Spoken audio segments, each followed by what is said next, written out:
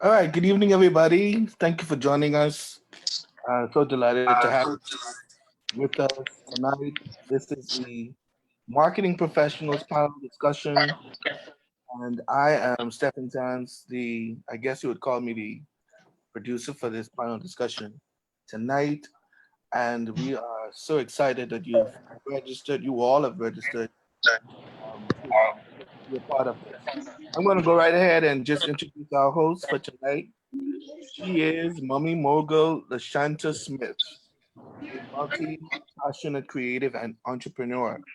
She founded her first business, Impact Image, with her husband in 2006 with a $5,000 grant, a camera, and a laptop that has blossomed to a thriving photography public relations company. Over the past 15 years, she has turned multiple passions into profitable side hustles, including weddings, stationery, graphic design, and housekeeping. In 2015, LaShanta launched La Marie Smith, a boutique branding company, with the intent to help other entrepreneurs and non-profit organizations with social media and branding strategies. She's helped more than 150 women through strategy sessions, classes, and speaking engagements. She shares her life with her husband, Derek Smith, who was on here as well, and their four children. Ladies and gentlemen, our host for this evening, Shanta Smith. Thank you so much, Stefan. I am so excited to host this amazing panel tonight. Just a little bit of housekeeping. If you are listening to me, if you can hear my voice, please mute your mics. We're getting a lot of feedback, and we're now live on Facebook. So we want to make sure that the audio is as clear as possible and that you get every minute of value that we have to offer tonight. So if you can hear my voice, please ensure that your mic is muted. Just a little bit of housekeeping. If you are listening, I can hear myself in the background. So just want to make sure that we're all muted, and I think we're good to go. So welcome to our panel tonight. We're talking with the marketing professionals. And I did a little look through on everyone's experience, and I started to count the number of years of experience. I capped it at about 50 years, believe it or not. So between this panel, you're going to get all the tea, okay? Everything you need to know about digital and traditional marketing. But I want to take a quick poll in the chat. If you are here and you can hear me, let me know what you think is best. Is it digital? Are you pro digital marketing or are you pro traditional? So just let me know right there in the chat. I want to see everybody comment. Which is your favorite? Which do you prefer? We have Krashad saying digital, Dawn saying digital, Delethea saying digital. Wow, Lambo says traditional. So we have a lot of digital is in the lead. We have a lot of people, and we're going to hear from our panelists in a bit. Some people say Shanta, I just want to interject 1 second. okay. While you guys are doing that, I would invite all of the presenters just to um, go on camera for me. Those who are not presenters, can you kindly just shut off your videos for Facebook purposes? All right. Thank you so much. So we while we're getting our cameras up, I'm going to read the bios, but it looks like we have a mix. So a lot of people are saying both, but a lot of people that have singled it out are saying digital. So we're going to learn what works best for business. You are in the right place if you are looking for marketing strategies for your business. If you don't know where to start with marketing, these professionals will point you in the right direction. You are in the right place if you're looking to hire a marketing professional, because I 100% recommend every one of these panelists in their respective areas of expertise. You are in the right place if COVID-19 threw you for a loop and now you need marketing and you don't know where to start.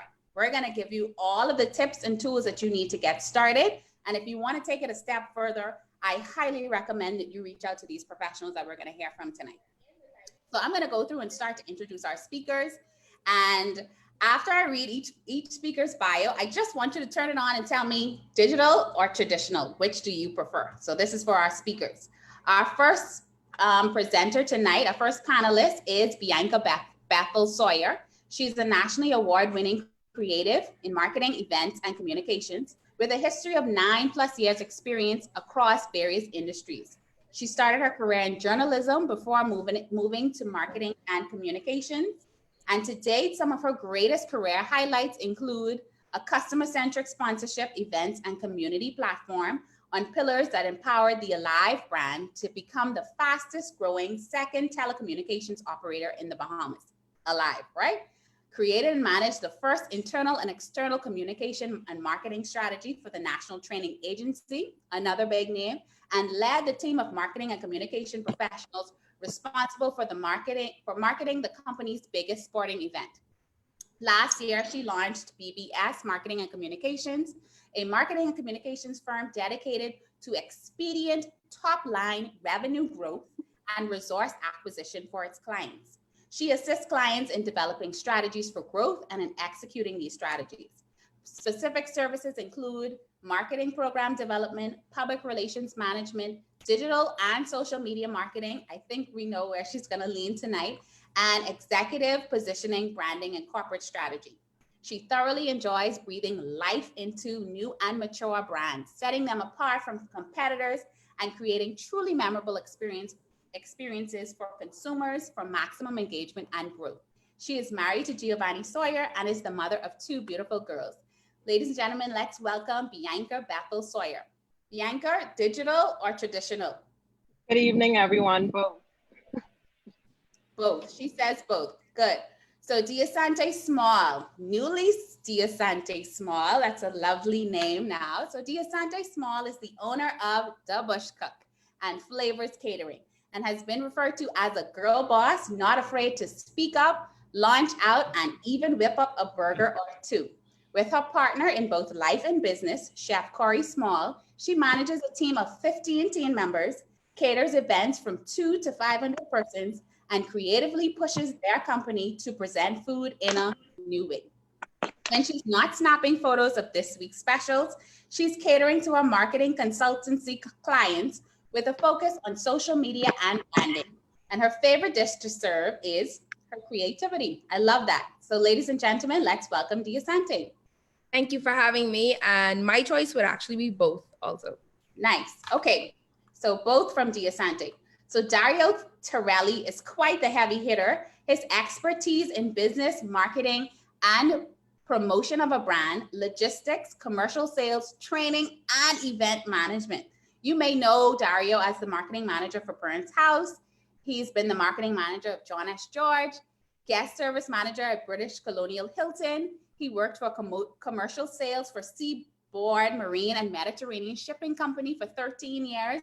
He's been self-employed as a business consultant, Pensar Marketing and Business Consultancy Group, where he assists clients with sales, marketing, and promotions. He brings ideas to fruition. He trains staff, makes existing businesses more profitable, and he assists with product sourcing, logistics, and all the likes.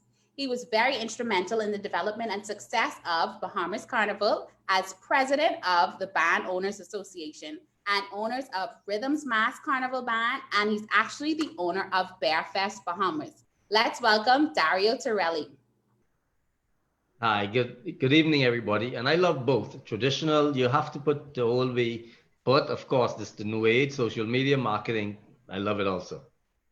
Great. So presenters, feel free to tip the scale in one direction. I don't want you to think that you can't be radical tonight. Please tip the scale, because I'm going to chime in at the end of all of my presenters. And I'm sure our next presenter is he's going to do it, right? Kenneth is already raising his eyebrows. Kenneth C. Moncur, also known as Chemist, is the founder and president of the very popular Chemist.net and ChemistDigital.com. Kenneth Moncur has over 20 years experience in internet marketing and has dedicated his skills to support Bahamian businesses through his online advertising and entertainment platforms. He is a futurist, problem solver, communicator, and leader. Let's welcome Kenneth, AKA Chemist Moncur.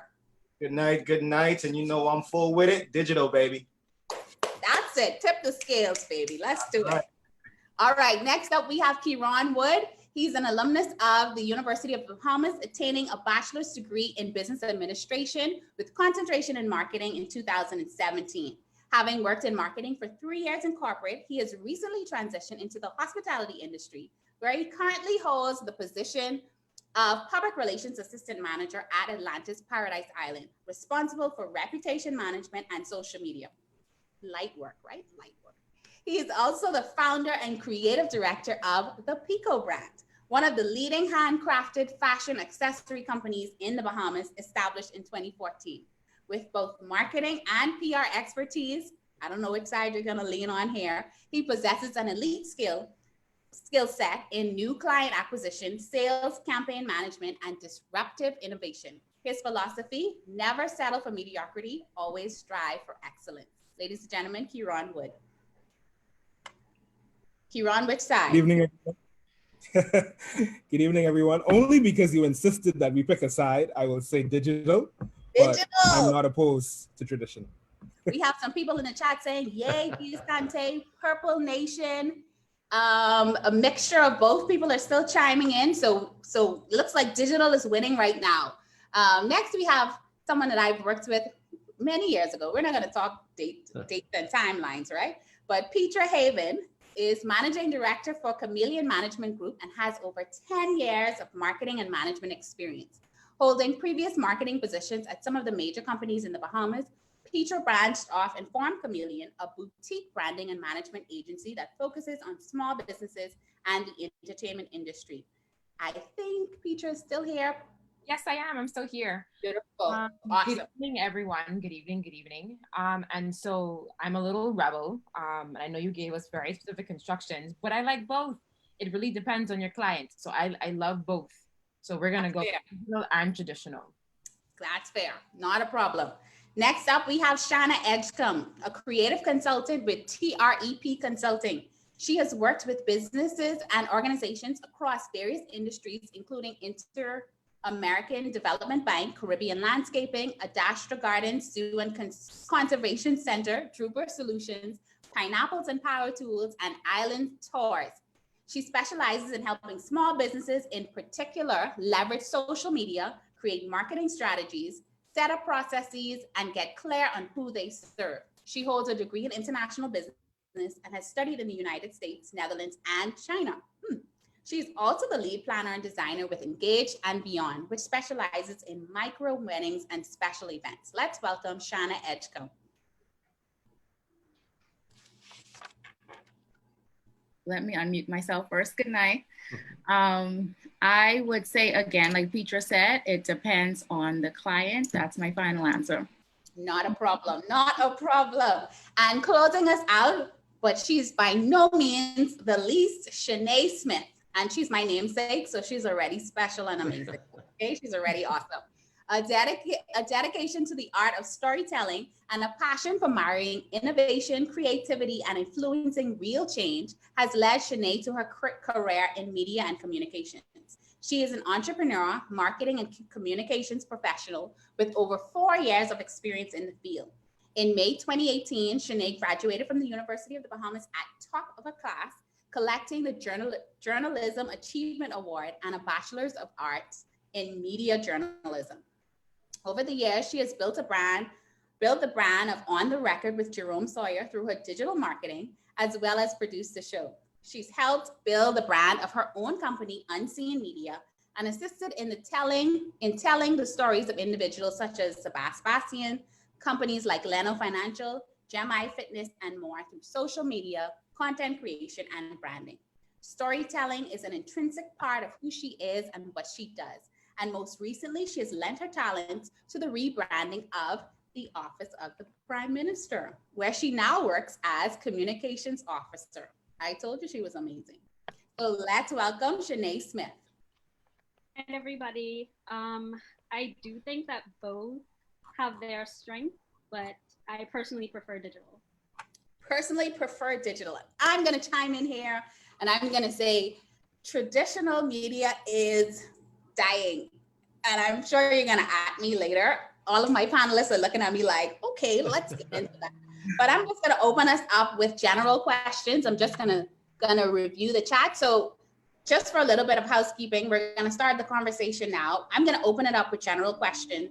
Our panel is going to chime in, and from these questions, we're going to move into specific questions based on their industry and area of expertise. We will be taking questions and answers at the end, so feel free to drop them in the chat. Stefan is keeping track of those, and we will open the floor at the end of the panel discussion, or I will be referencing them throughout the night. So let's get it started. Let's start with, why does a company need marketing? So I'm going to start with Diasante. Why should a company, invest in marketing? Why do you think a company needs it? Well, firstly, my belief is always a company cannot afford not to have marketing. In some shape or form, you have to have it. Now, what that budget may look like will vary based on where you're at in your company and what you have in terms of capital. But every company needs marketing, and it starts as simple as word of mouth, straight to all of the different tools that all of the professionals here can speak to.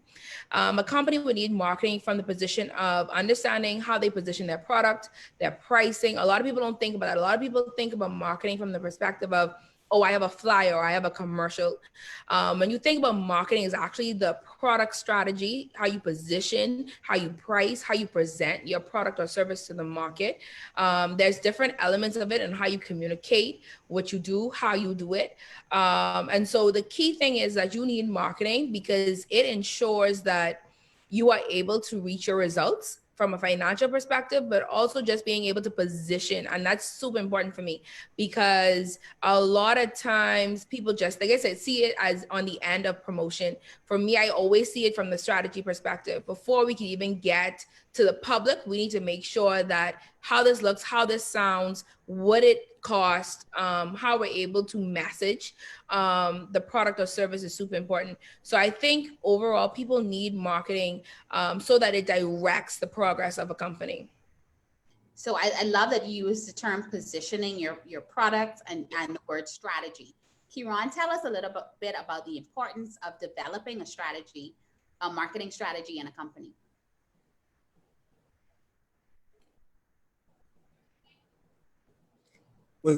Did you refer to me just now, LaShanta? Yes. Tell us about the importance of developing a marketing strategy in a company. I think it's very important to develop a strategy before you get started. I actually created an acronym, for people who want to get started in developing a marketing strategy. It's 3 letters, GOD. That might be familiar to most, but I think you should definitely include God in marketing. The G stands for goals. What are your marketing goals? What are your financial goals? How much money are you looking to make each month as a result of your marketing efforts? And how much money are you looking to spend each month on marketing on various mediums that includes digital and traditional? And then the O, the organizational structure. After you market and you do viral marketing, is your business designed to provide that supply to the demand that will come in return from your marketing efforts? And then the D, your demographics. What is your demographic target market? Who is your product or service designed for? I think that determines your strategy, and that ties it all together. That's the goals, the organizational structure, and then your demographic target market. Love that. So using and implementing a strategy is key in the beginning, but a lot of people don't have the budget to do so. So talk to us a little bit, and I'm going to call on Shanae. Talk to us a little bit about, I don't have a budget. What should I look for in terms of implementing a strategy on my own? Can I do it, or do I need to hire a professional? Yeah, that's one of my favorite parts of digital marketing. It's a lot less financially stringent than traditional marketing.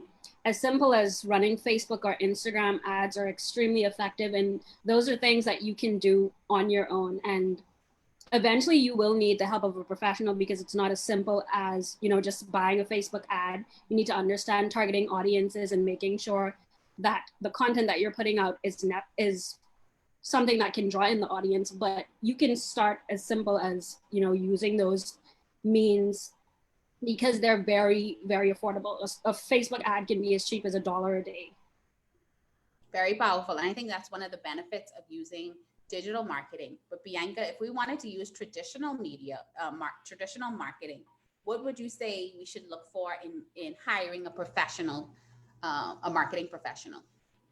Well, you definitely, like everyone has said so far, you want to make sure that you understand your audience because a lot of people, I think someone has it in the chat, traditional marketing is different from the traditional mediums that you use. And so a lot of times people think traditional marketing is just putting an ad in the newspaper. And it's not. So you want to definitely understand your demographic, who it is you're speaking to, and understand which traditional medium you're going to use. In the Bahamas, we're heavy here on newspapers. And so you want to look and see, okay, am I trying to target someone who's in their 40s or their 50s compared to someone who's 20 who would probably be on social media. So you want to definitely understand your audience when you look at utilizing traditional marketing. Dario, true or false? Can I market to everyone? Can I sell a product that I can market to sell to everyone? Of course you can. I get that a lot. I want Oh, to yeah, marketing defines what the product is, whether it's a tangible product or service. And everybody utilize a product or service in their lifetime. Some persons fall in love. We know Galec is a brand that, you know, the Bahamas love. That was defined for that generation when it was first produced. So everybody need to be targeted. Ms. Sawyer said the traditional marketing is the newspaper. Thursday paper, Tribune catches the best audience for branding in the newspaper, or a bus sign on a most favorite bus stop downtown, or just a flyer or poster traditionally posted on a card in an event. But everybody can use marketing and everybody needs to see the product. So marketing defines the product and then marketing bring persons to the product. Gotcha. So if you were to tell us, so you said Thursday's paper is the best paper. Why is that? Because that's the obituary on Thursday. I think it's about 55,000 readership in the Bahamas in newspaper per day. And so Thursdays, that's when everybody pick up the paper on Thursdays, either Thursdays or Monday. But everybody hold on to Thursday paper much longer because of the obituary. And so that's the most effective if you're looking at print media on those days, Thursdays and Mondays. Sherwin Johnson is saying he disagrees. So Sherwin, tell us a little bit more about why you disagree. Sherwin also says you can market to everyone, just not the same way. I think that's a general point here. So Kenneth, I'm going to ask you, how does marketing add value to a business?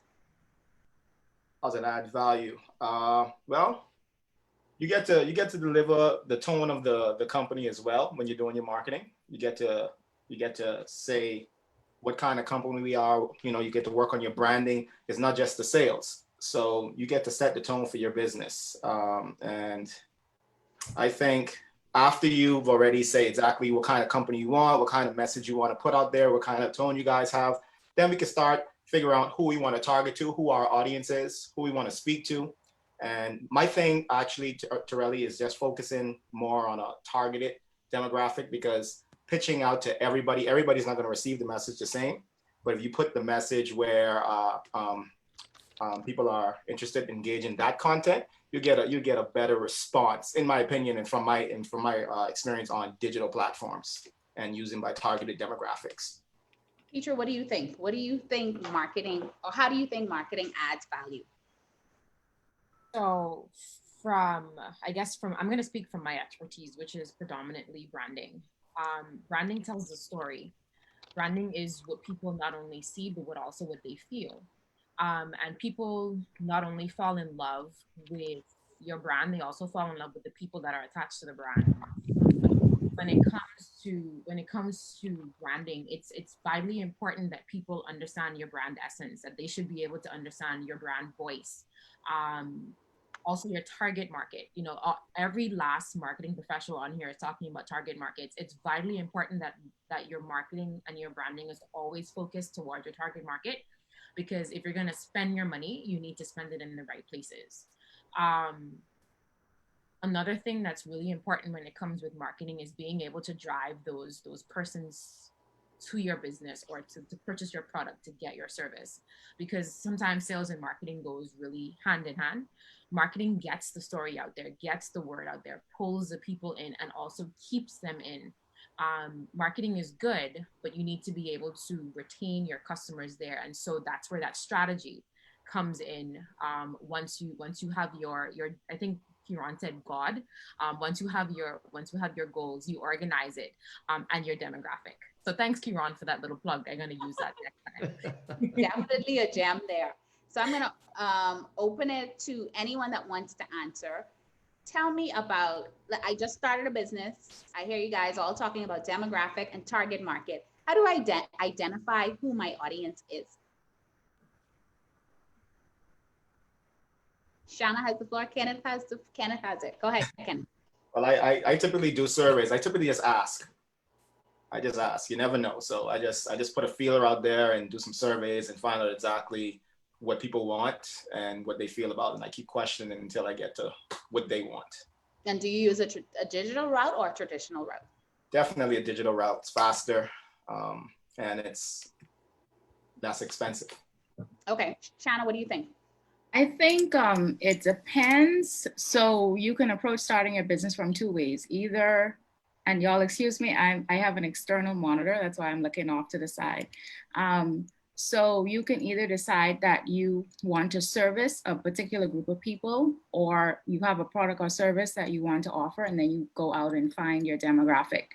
So either or works, but you definitely have to get out there and talk to people. Don't assume that once you build it, the people will come. That doesn't work anymore. That's very, very old school.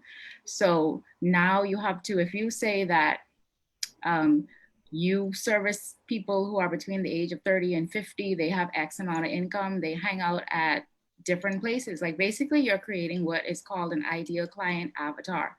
And so then you need to go out and prove that that avatar is real, that that person exists, and that they will have an interest in whatever it is that you're selling.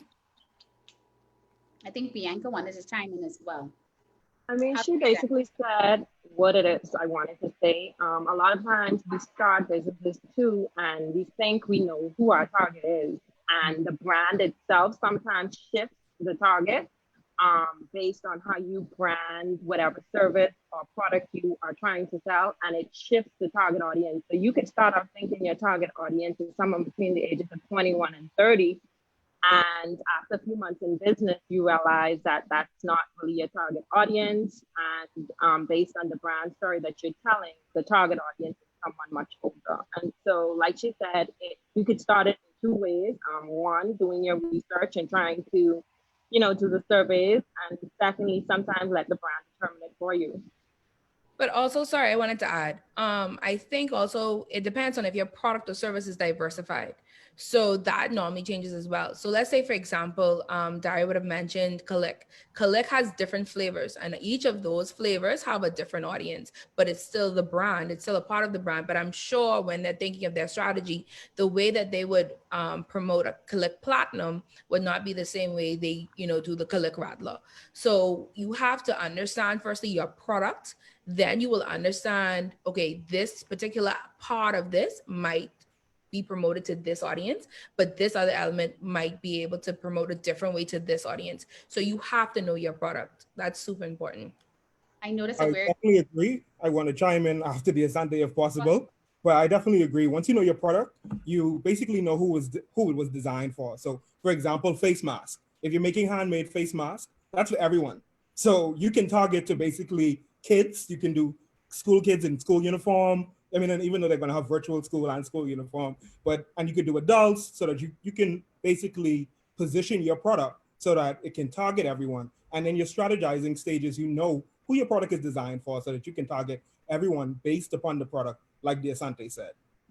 Another way to define your marketing strategy is look at do the market research on what competing product is already in the market, and how that sale is going, where it's selling, which demographic is buying it, which location is buying it, and you go from there. So you define your marketing strategy sometimes based on the competition's success or failure in the market. And Jerome, go ahead, Asante. I saw that someone made a comment, Jerome Sherman, I believe, and they were saying that it's easier to sell something people need. So don't choose the product first, find out what the specific market wants or needs. And so sometimes you have some persons who are passionate about business and not necessarily a specific product or service. So if you are in that awesome stage, you just want to open a business, then you can do that research and say, what is the problem out there? A lot of people who never plan on sewing masks or buying masks before are doing it not because they love to sew or they love masks, but they understand that there's a need. So it just depends on where you are in your business and where you are financially to start a business, then you can make that decision. But definitely, if you're solving a problem, you definitely know exactly where to market. Exactly. And then and we talked a little bit about, Dawn Smith is in the chat. She says, how do you narrow this down after the initial analysis of your business trends? I think Bianca touched on this a little bit. You may realize after the fact that, you know, first your demographic has changed, your target audience has changed. So you just need to pivot. Exactly what everybody is talking about now. You need to pivot. I think somebody else was saying something if you want to. I started to say, when we use the term need, what I may need may be different than what someone else needs, right? So a luxury good is not a need, technically, right? It's not a breadbasket item. But if I need a sense of, what is it called? Validation, or I want to be seen as being at a certain level or making a certain amount of money, then I will want red bottoms, or I will want whatever, right? The validation. So that's a need as well. Awesome. Let's also bear in mind that persons go in business to make money. And so your marketing strategies might start out as a defined push route to the market. But if no money is coming in, you will have to redefine your marketing push or your sales push. And so income decides where your marketing strategies. It might take 3-4 years before you decide, well, it's not making money now in this demographic. Let me switch to another demographic. So sales also defines your marketing strategies over a long term of a product in the market. I want to hear from Shanae and Petra. How long do you think you should give a marketing strategy to work? So you implement a strategy. How long do we give it before we decide, is it working, is it not? And Petra, you can go first. Okay, I'll go first. I'm a planner, so I think my answer might be a little bit different from some of the other panelists. When working on a marketing strategy, I look for short term, and then I also look for long term, which is, you know, the basic. Sometimes it really depends on the market, because, for instance, a marketing strategy might have been created in January or February or even March for you know, a couple months ahead, and look, COVID hit. So you had to kind of pivot, you know, what we were talking about. We had to kind of pivot away from a strategy. For instance, some of my clients, they're now doing things digitally fully. And we had to change their marketing strategy or their marketing plans from that because of COVID. So it really depends on how the market is. But if everything is smooth sailing, within a month, you should see some changes, whether small or large, depending on your budget, because sometimes it depends on your money, on how much money you have to spend on marketing as well. I think someone earlier would have mentioned spending money on Facebook ads. You know, you could spend $20 today, that can get you however long. But sometimes a marketing strategy has to change depending on the market. So yeah, you kind of feel it out a bit sometimes. Shanae, what do you think? Yeah, I agree with what Petra had to say. Usually when doing things like campaigns and strategies, I usually measure how a certain campaign did, and I kind of audit the campaign and see how that did and see what worked and what didn't. And based off of that, moving forward, I would kind of adjust based off of, you know, what I saw worked, what I saw didn't work, and moving forward, make the changes there. So it's really a trial and error kind of thing. I don't think it's something that you can measure to say, okay, give it a month, give it 2 months. I think it's just, you know, you kind of have to just use your instinct as well as using measurable success. Very true. And Doreen says trial and error, but once you get it, it's worth it. That's a good point. So I'm going to ask you now, and I'm going to start with Kenneth. and Dario. Let me know the impacts of COVID. We all, and Peter touched on it a little bit. Let me know, how do you think the digital marketing platform, Kenneth, has changed? How has digital marketing changed due to COVID? And Dario, how do you think traditional marketing has changed post-COVID or during COVID? Because we're still in it, and that pandemic is still going on, guys.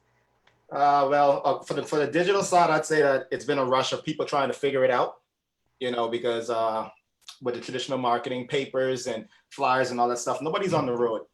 Nobody's picking up the newspapers, no one's driving around, everybody's in their homes, and we have our cell phones and our computers at our access. So I see a lot of people actually coming online, trying to figure out the Facebook advertising, trying to figure out how to post in groups and trying to measure that or see what they can get out of that. So it's like a huge influx of people trying to figure out the digital marketing in the Bahamas.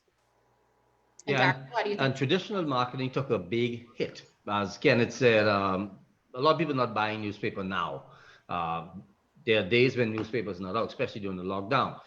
Putting huge banners or posters on a roadside or a roundabout, that's very expensive. So traditional marketing is more expensive than social media, and so that took a big hit. A lot of business owners is holding to that marketing dollars now for traditional marketing.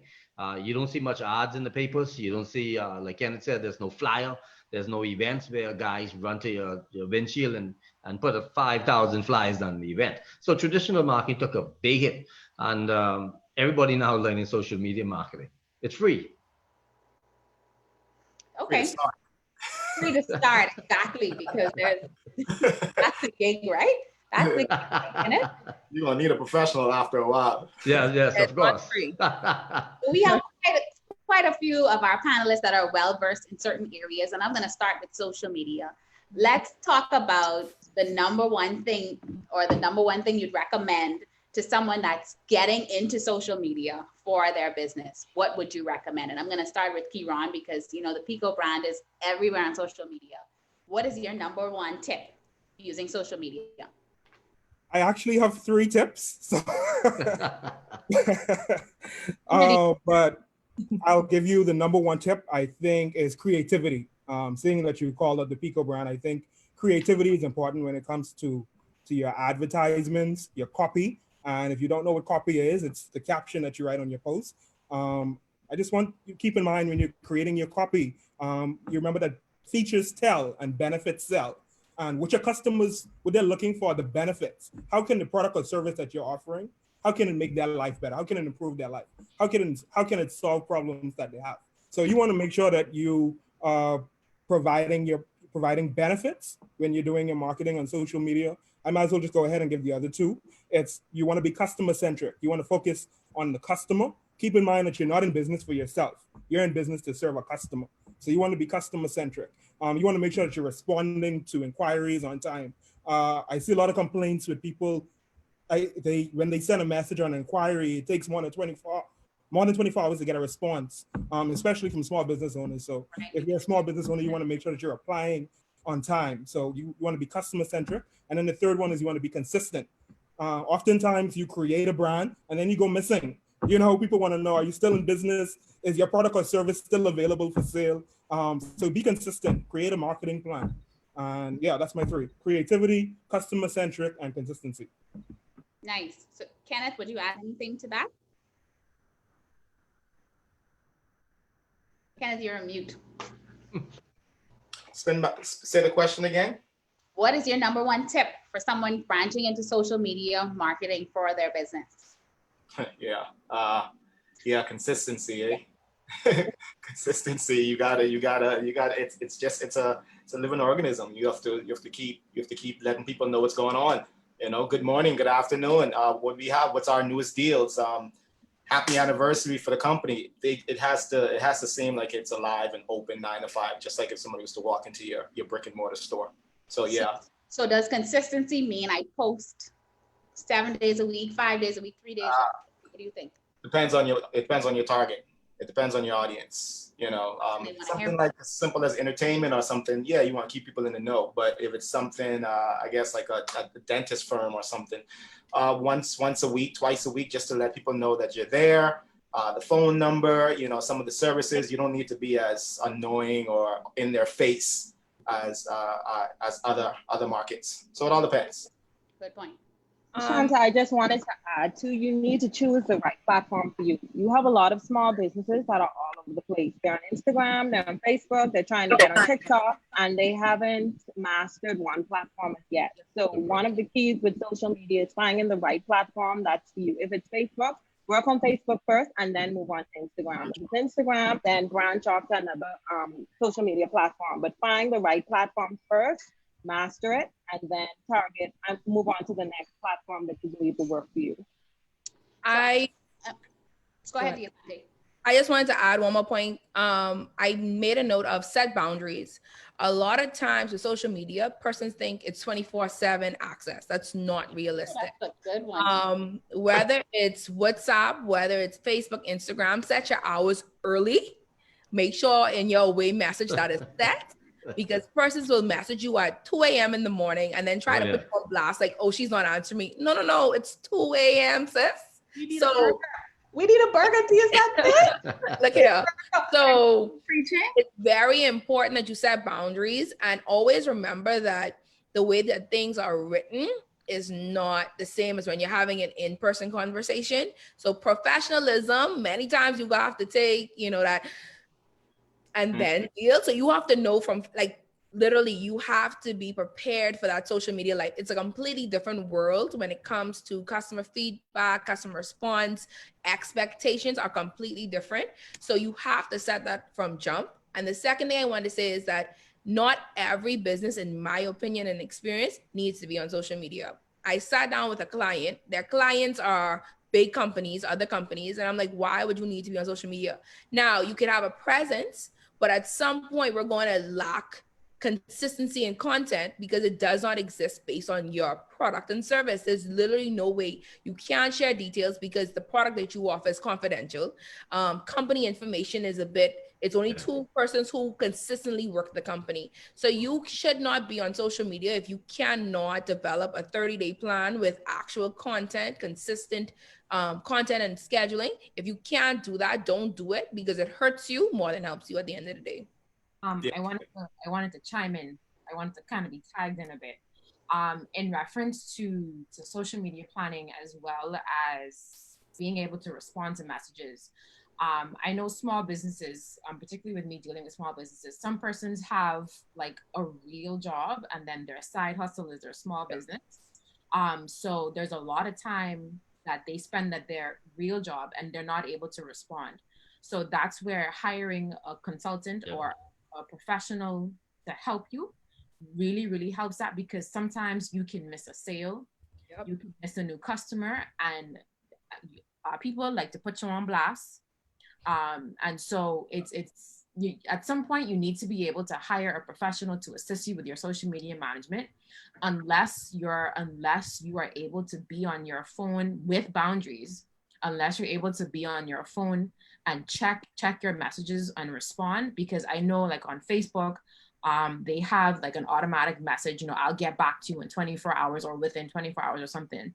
And it's good to engage with your people as well. So you make sure that your copy has some sort of call to action or whatever. And then, you have people respond and you respond to them as well, and then now they'll be looking for more content. They'll be looking for more content. And that way it assists you with being consistent on social media. So the chat is on fire right now. People are saying, good point. That's a great tip. Someone said entanglement pasta deal. People need to add this that day. I just want to pause right here. Now that we're talking about social media, we do have giveaways from all of our panelists, and I would like to give away our first prize, which is a 60-minute social media training session from Shanna Edgecombe. And that is going to go for the first person that can drop their business name in the chat. And then I'm going to ask this question. So if you want to win that prize, 60-minute social media training session with Shanna Edgecombe, you want to drop your business in the chat. But Don Smith is asking to our panelists, what platforms do you think is most effective in our country? Bianca, you want to take a stab at that?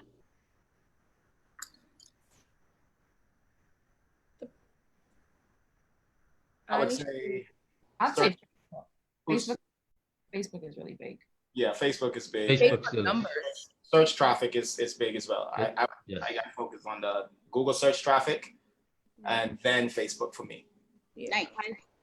I think what Sherwin is saying in the chat is correct. I think the platform, again, it depends on the Yes. audience. Yeah. And that's Yeah. key.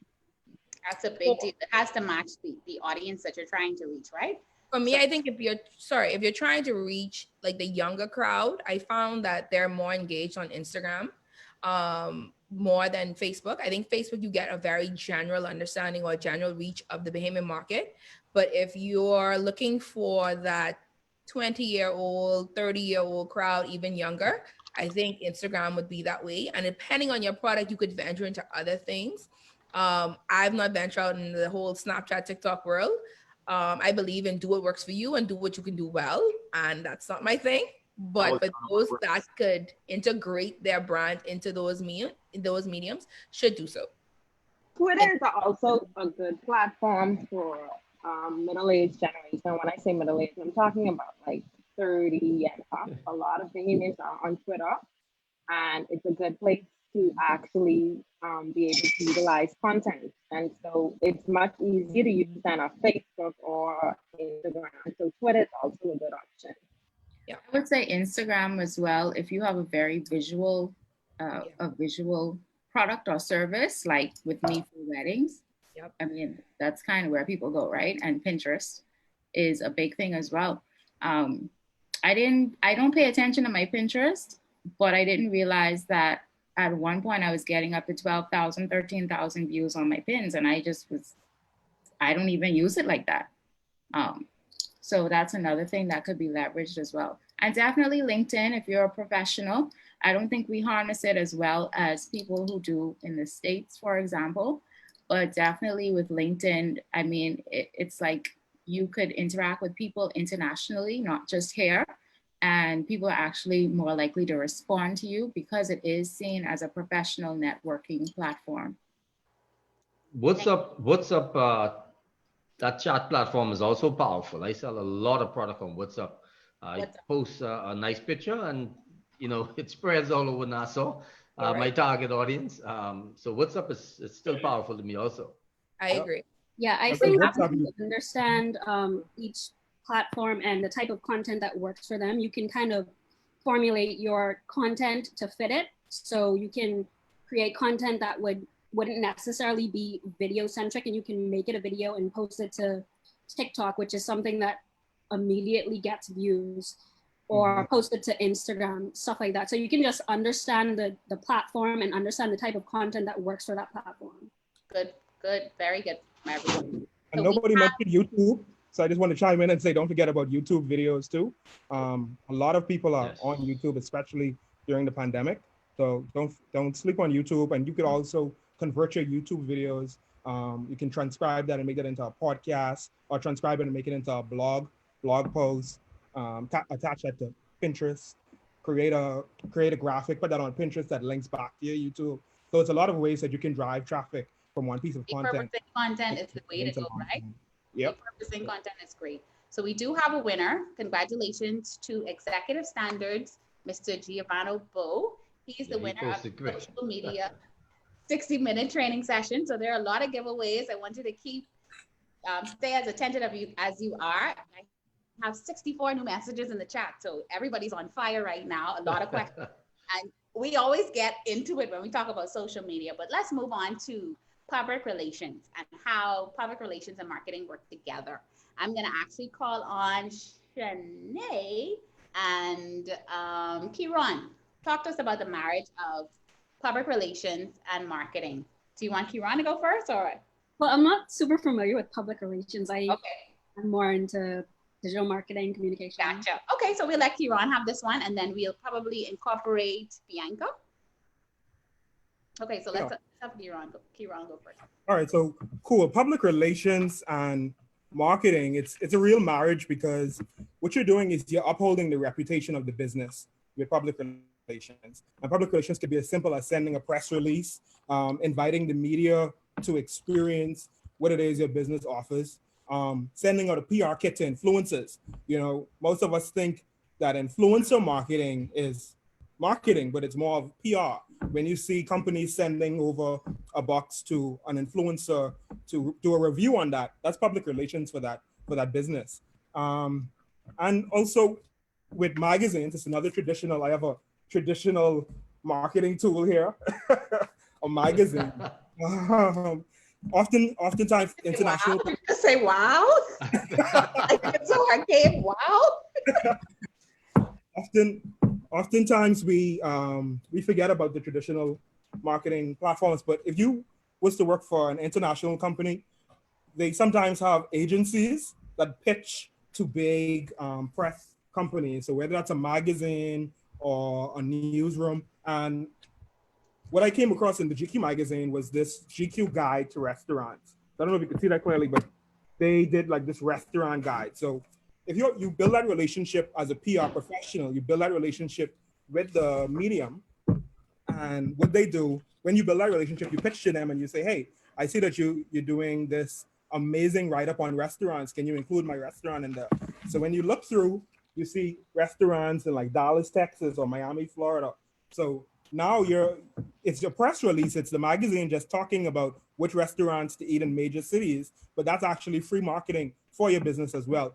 Because somebody who came across this magazine and maybe in the airport on their way to Dallas, they just learned about your restaurant because of the publication.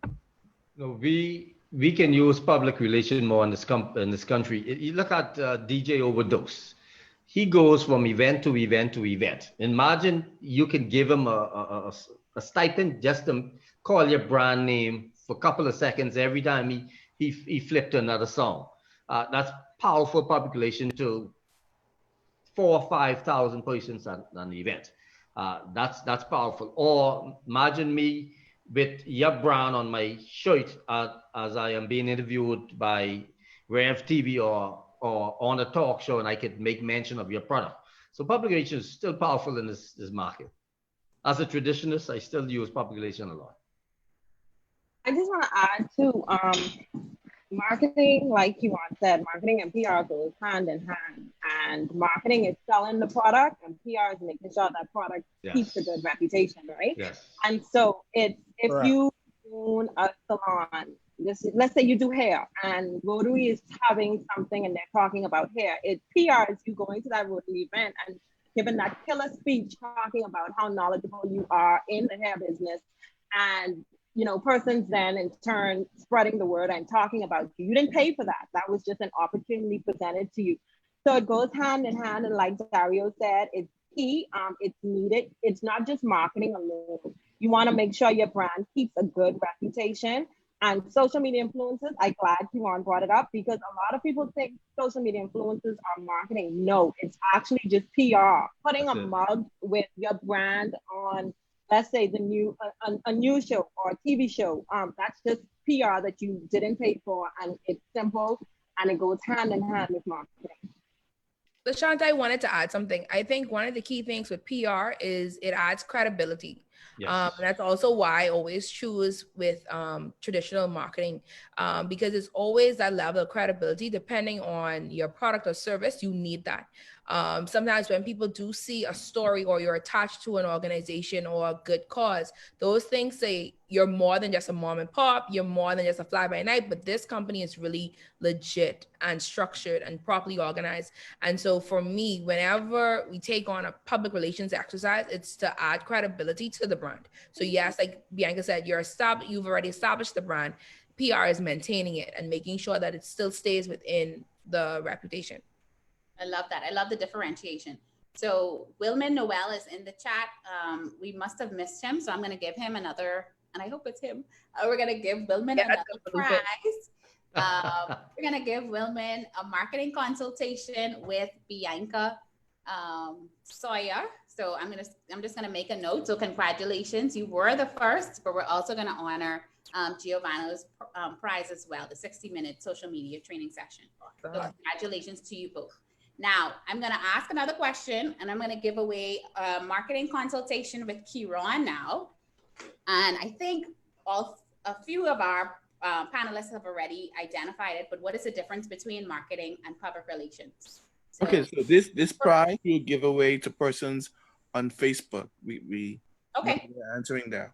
So Stefan will let us know on Facebook. Please give us a difference between marketing and PR, and Stefan will identify the winner there, and they're going to win that marketing consultation with Kieran Wood.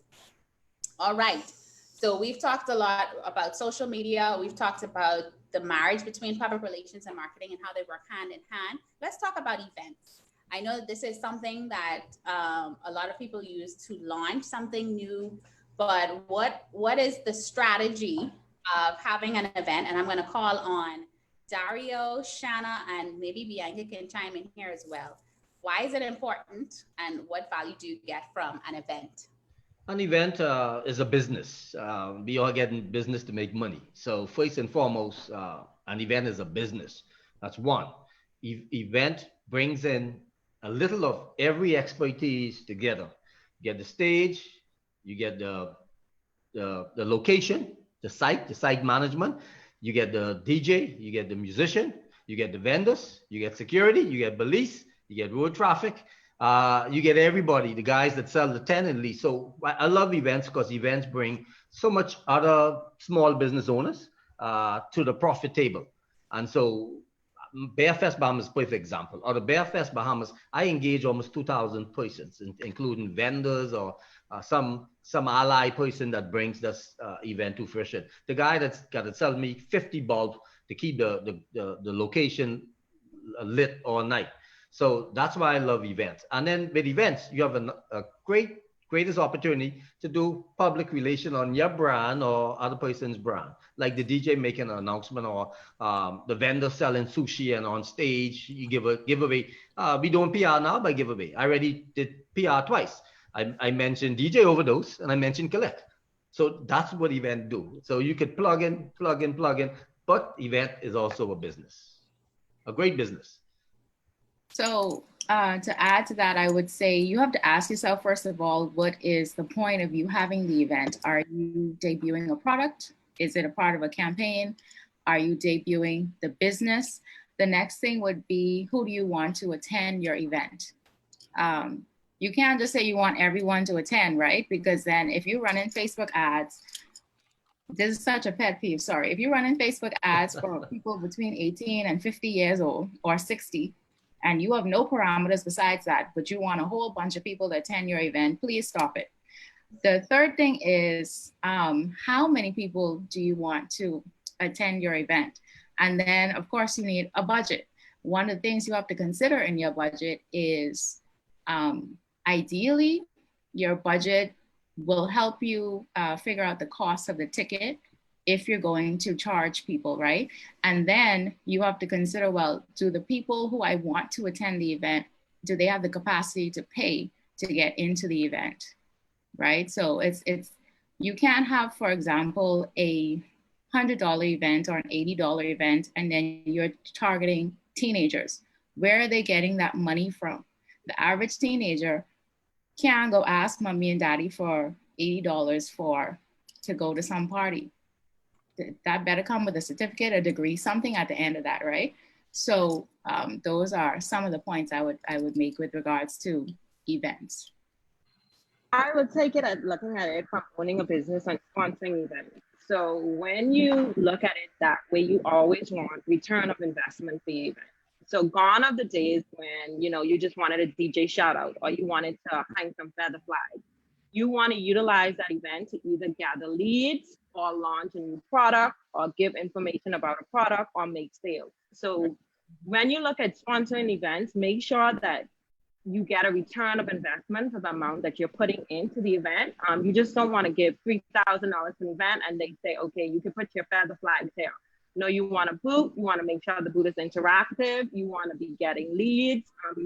It's a good time too to do target audience research. You can find out who your clients is, Yes. do a survey, give away prizes. And from that event, you can also utilize opportunities for free PR. So if you're having a, let's just say the Fair Fest that Dario talked about, I want Dario to talk about my business and all of his PR and media bits. I want to be mentioned. I want to see it all over social media, not just my logo, but what I do, what I'll be doing at the event, what I did at the event. And so you want to get the most out of that event, not just create a sponsorship, give the money and throw up a feather flag or get a mention. It's so much more when you're talking about being a business owner and being a part of an event. Yes. I wanted to add, when you're planning an event from a marketing perspective, and I know I keep saying this from a product perspective, right? I think when you're planning something, anything brand related, you should always think about the experience. A lot of times persons have an event, they have, they get the amount of people they expected, get to the event, and that is like, no, this isn't it.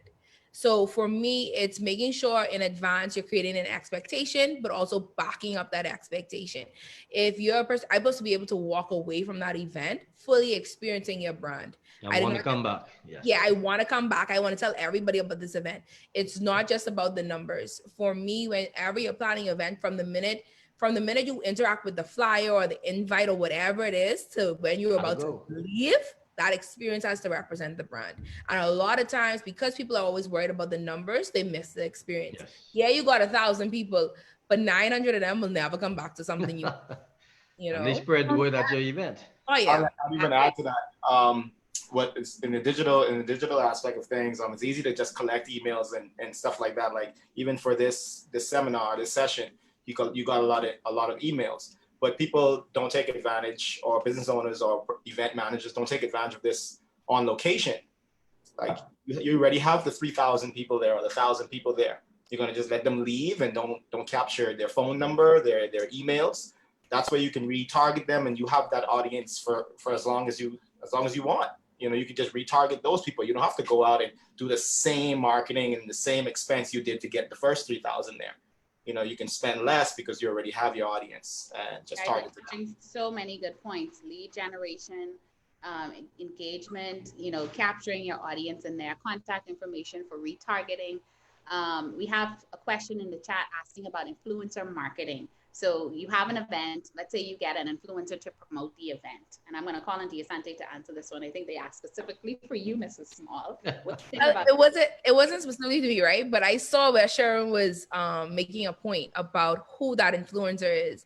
And so he was mentioning about I guess the image of some persons that are used. And sometimes it makes you question, should I use this person? And I agree wholeheartedly with him, simply because not everybody who says they're an influencer is really an influencer. And a lot of people, I know that's going to step on some people's toes, but because you could get likes and because you have a lot of followers does not mean that you're an influencer. When you are an influencer, it means that you could do one thing, convert. If you cannot provide that conversion, you are not an influencer. And a lot of persons, because they're doing it just for likes, people see through that all the time.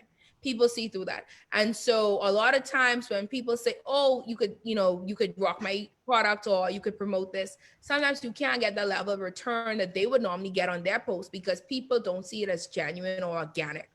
But the specific thing that Sharon spoke about is the quality of the influencer. And he was mentioning because sometimes you have some personalities in the country that go viral. I don't want to call anyone's name, but their presentation is not the best. Because they go viral, you say, oh, I think Sharon said, let them sell cupcakes. Look here. I understand going viral. Our company is known for doing some off the wall things, but you have to be able to understand the quality and standard of your brand should always be maintained. We don't need to go viral for the wrong things. And so you have to ask yourself, if I was eating a burger, is this the person I want to eat the burger with? No. Is this the person I want fixing my burger? No. It doesn't mean that you're discriminating, it's just Be realistic about your product. And just saying, oh, it goes viral, it means that it always go flat, because people know you're just doing it for the likes and not really for the true business and professionalism that you're doing it. So I just wanted to answer that a little bit from what Sharon was saying.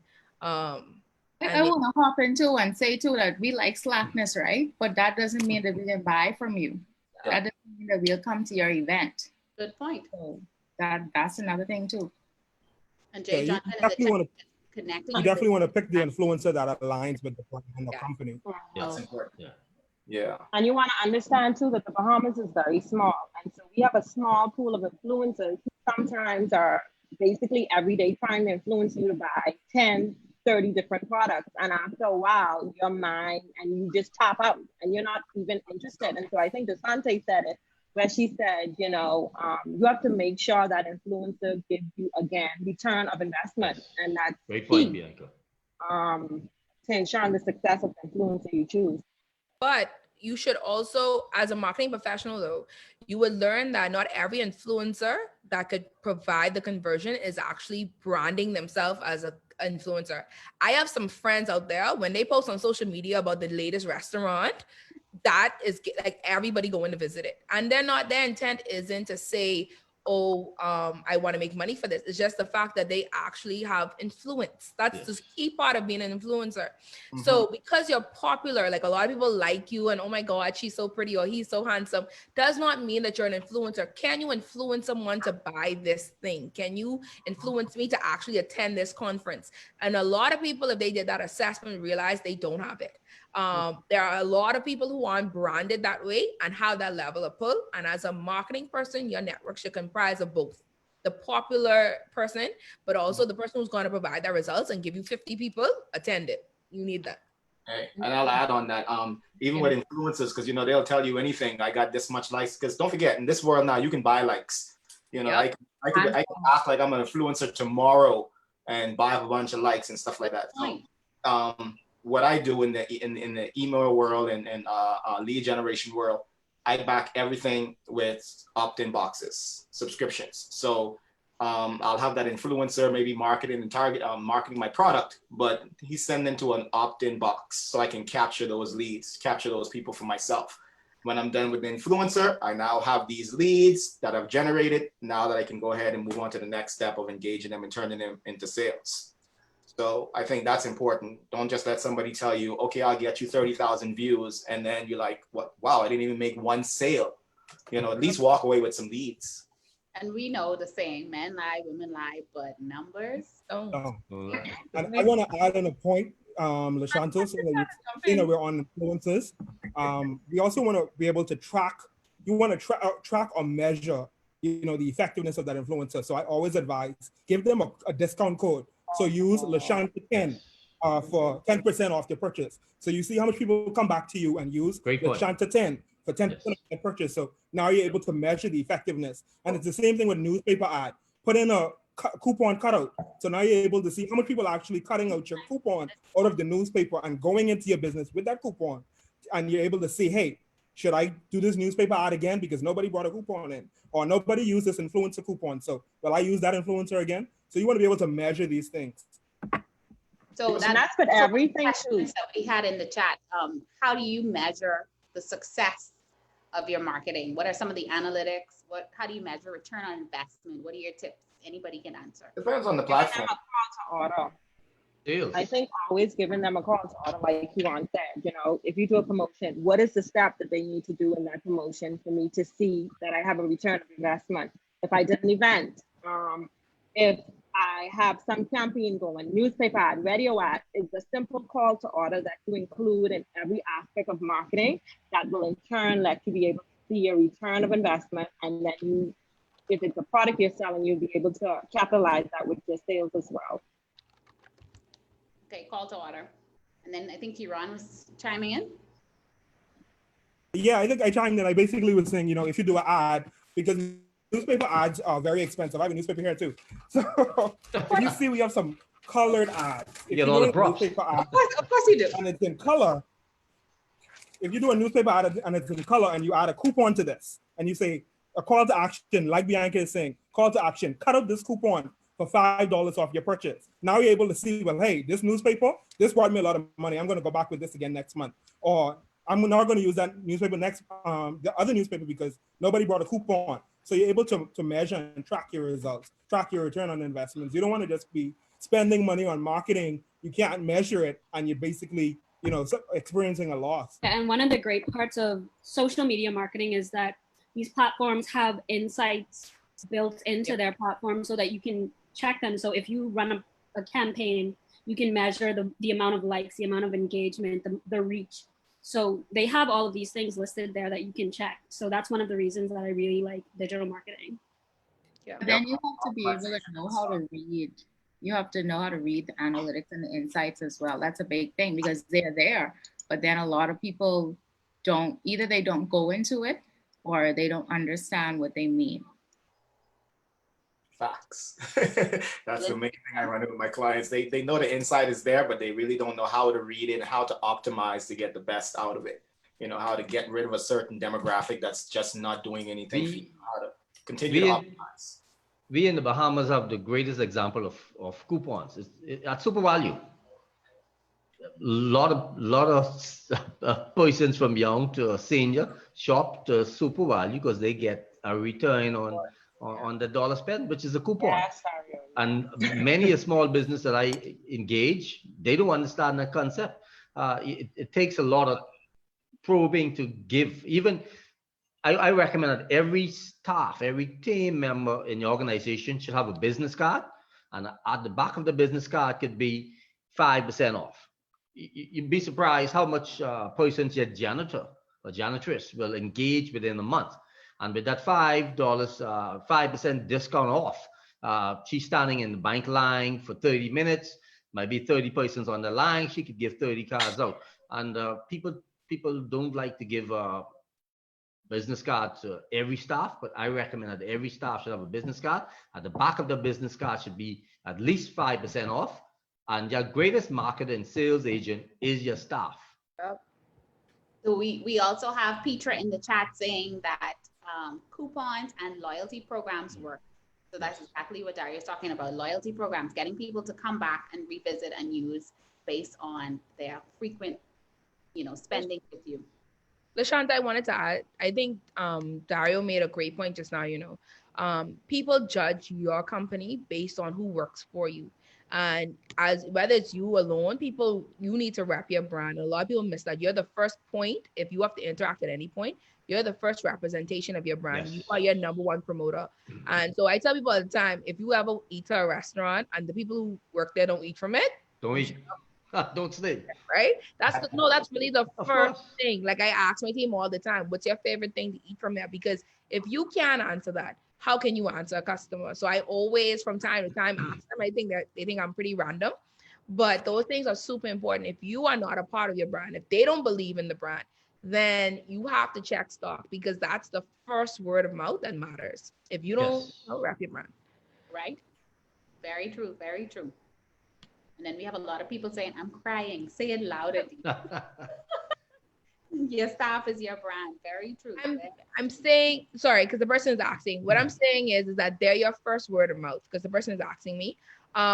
If you go to Kelly's and they're always, dismissive and they don't shop, I don't shop at Girl. These things too expensive. Are you really going to shop there? Like that's going to turn you off. So with anyone, your company should be able to say, the people that work there should be able to promote the brand because that is their work. I want to chime in too. A few more questions. Chemist is showing. Chime in a second. I'm just seconding Torelli. Like, on my business cards, I definitely give away or I have a promotion on it because you're right. Everywhere I go, I just make sure I talk about the business and then give them a savings or give them something they could take. People pull out. That's the old traditional way of marketing and promotion. Never let it go. Traditional marketing is not dead, LaShanta. It's not dead yet. Dying. I live by it.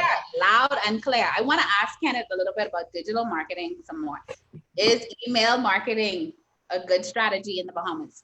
Oh yeah, of course. Tell us why. It's like your phone number, especially in our little small market. People have the same emails for years, and in our market, and re-engaging people to give them information what's going on in the market, they will give you their email. It's a small market. We want to know what's going on. Like Terrell said, like in digital, when he sent out a WhatsApp post, he can just make sales just from a WhatsApp post because people want to know what's going on. People join that list. So email marketing for me, I've been doing it for 15 years. It works for my clients because it's a solo ad directly in personal email boxes or business inboxes. And it stays there until you either delete it or it's overshadowed. So it's there. And then with things like automation and retargeting and email marketing, for the people who don't open or the people who open, we can send them down a different path. If you didn't open this, you now get this email and this email. If you open this email, you can now get this email. Nobody's sitting there and sending all these emails. You can set that up behind the scenes. It's an automation and you'd be surprised. You can send people through 12, 10, 8 email sessions. And at the end of that routine, your sales are generated. So if I'm spending $50 or $100 to put that ad in the newspaper, just to use traditional marketing, to put it inside a newspaper and send people to an opt-in box and they get on a list. And now I have 1,000 people on my email list and I send them my offer. I can now determine my return on investment just like that. Out of 1,000 people, this how many people bought, and I can re-engage them. So I love email marketing. It's lightweight and you can build an email list in the Bahamas really quick. And Bahamians, we're buyers. So. Kenneth, you're the first one I knew was doing that. Let me go back to because I see a lot of conversation about staff and branding. That is on fire. Yeah, see, it's as a small business consultant. I also consult on how you pick your staff. It's very important. Your staff have to pick your brand.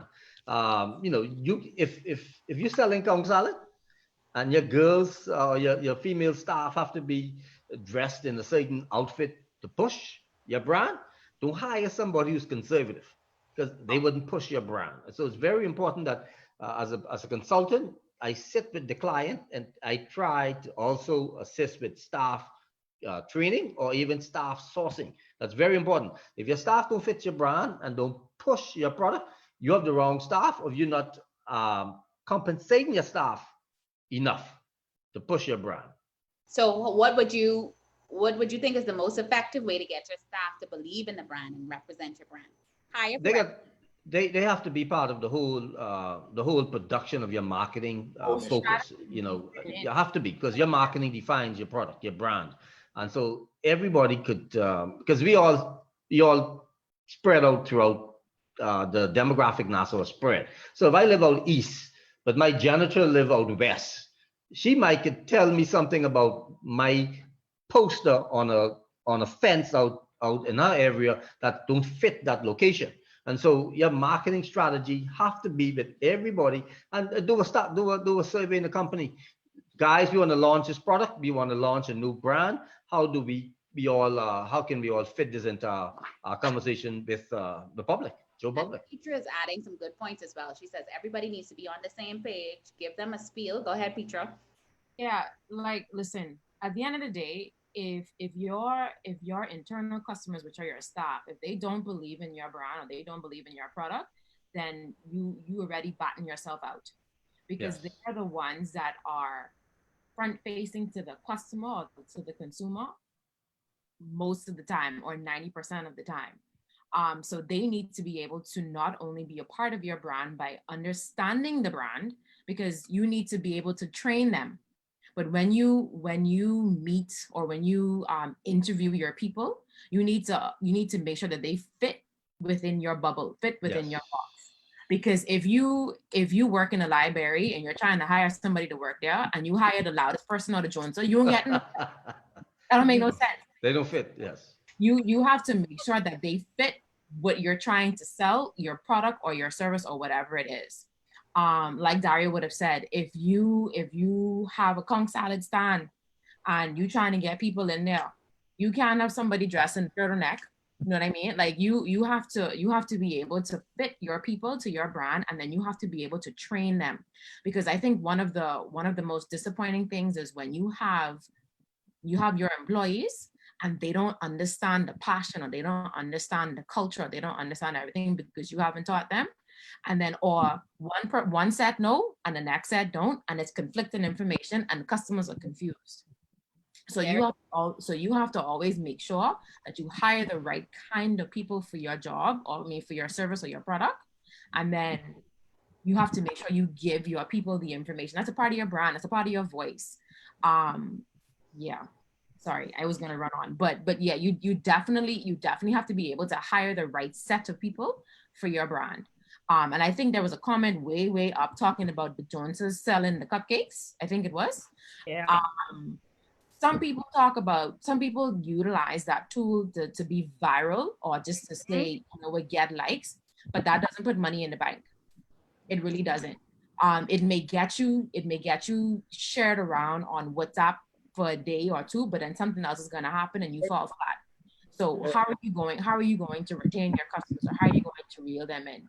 Because I think someone would have, I can't remember who one of the panelists would have said earlier, but how do you keep those people? How do you retain them? How do you, this viral thing may be cute in the Bahamas, you spread it around on WhatsApp, you put it around on Facebook, it goes on TikTok. All right, cool. But what does that do for your business from a financial perspective?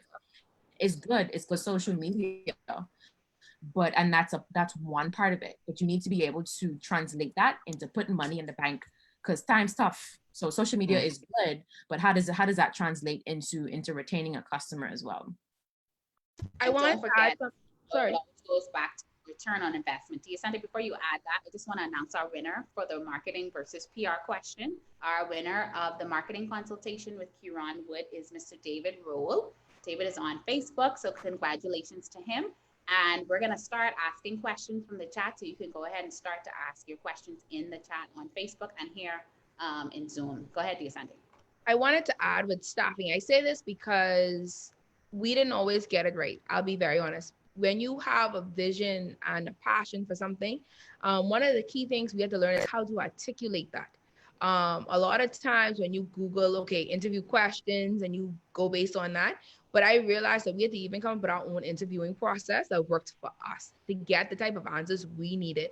And so it takes trial and error, and a lot of people don't talk about that when it comes to staffing, but you have to get into your flow. You have to sometimes hire the worst to figure out the best. Sometimes you have to hire the best, lose them, and then you're like, how? What went wrong? And so really and truly, a lot of people don't talk about it enough from a staffing perspective, but I talk about it because I know there were bumps and bruises when we did not get it right. But when we get it right, it's because we're able to articulate the vision. We're able to say, this is where we're going. This is where we're growing to. And the second thing is setting the example. A lot of times we ask of staff what we are not willing to give. So if you're looking for consistency and pushing the brand, but then when they look at you as a small business, especially, and I had this bad habit because I figured, first year or two, make buzz, make money, hire 15 people. Why? I have to do it. But I realized if I don't set that standard up there that I'm pushing the brand all the time, I'm mapping the brand, they're going to take it like it's no big deal. So no matter what you do, you have to set the example. You have to go just as hard. And a lot of times with small business, we think we made enough, or because we have staff, we can take a step back. You got to work even harder. You have to push the brand even more so that they see this is how it needs to be. And I think people think that it's just, you say you have an opening and people just come to you. No, you have to have a brand that people want to work for, right? People want to knock down your door and ask you if you have any openings, and you have to have that spirit of inviting people in and people wanting to work there, and you have to walk the talk, like Asante said. Very good. Also add for, just to jump back to email marketing really quickly, with COVID, I think showed a lot of people that, for example, as a roadside vendor, you have people who come to you, you're not collecting any type of information from them. So even if you could have done curbside pickup, whatever, and they come to you, you had no form of telephone contact, no form of email. So there are a lot of people who lost out on a whole lot of money simply because they had no contact. So I could tell anybody, get something, whether it is your email or get their telephone contact. And then to update your Facebook page with your hours. I understand The PM keeps doing what he's doing. Okay, fine. But if you have hours there, They laugh so hard just now. right? So like the people can't be guessing, okay, I want to get this thing, but I'm not sure they're open. I don't want to hop in my car. I really don't want to be on the road right now. They pull up, they take a chance, and you close, and then they pissed off and they may go someplace else. Keep your hours updated. Put a graphic there that says, from this time to this time, this is when we're open.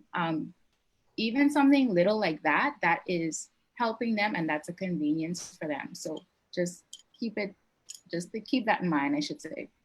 Okay, we're gonna start to take questions from the chat. So I just need one panelist to answer so that we can get through as many as we can. So whomever's first, please respond and we'll move on to the next question. We also still have a free logo available from Petra. We have a free email ad from Kenneth. We have a business consultation from Dario, and I'll throw in a social media audit as well, my branding business. So let's get it started. This is gonna be like a quick fire, rapid fire question and answer session. So how much should you charge as a marketing consultant in the Bahamas? Starting price. And I'm gonna throw that one to Dia Sanjay because you're laughing.